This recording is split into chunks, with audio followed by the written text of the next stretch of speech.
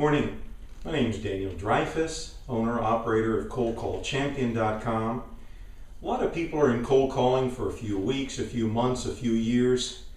I've been successful with it for over 30 years, and this morning I want to give you the 3 most important things or secrets to know about successful cold calling.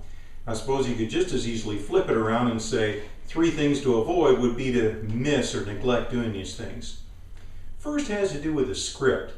You hear arguments on both sides. Oh, don't read a script, it's mechanical. Well, the biggest mistake or the most important secret to do right is to have the words that you need without reading them mechanically. So you're going to be saying the same thing repeatedly. You want to have a guide so you don't get lost, tongue-tied, or stumble over your words.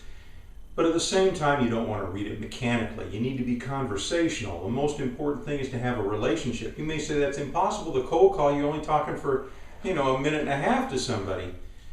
But the tone, the confidence, the information. So that brings us to the second point. You have to know what you're talking about. The biggest mistake or the biggest secret would be to be an expert about what you're describing.